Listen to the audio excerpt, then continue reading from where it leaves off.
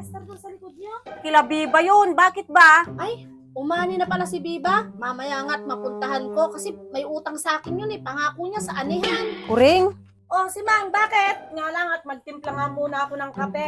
may alam ka bang gustong magtrabaho? Naghahanap kasi ako kasi kailangan ko ng makakatulong dun sa bahay. Nahihirapan na kasi akong maglaba. Sabi ng mga anak ko, kumuha na lang daw ako ng makakasama. Eto pala, oh, si Lele, naghahanap yan ng trabaho. Bakit ako? Di ba nga naghahanap ka ng trabaho? Eto na si Simang Una. Baka gusto mo, 10K ang kada buwan mo, magluluto, maglilinis, maglalaba ka lang. Ayoko po.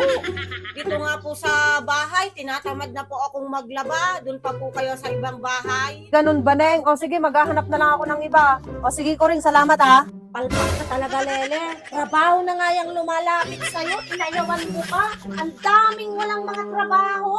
Dapat, mas lamang ang sipag at diskarte kaysa sa reklamo at pag-iinarte.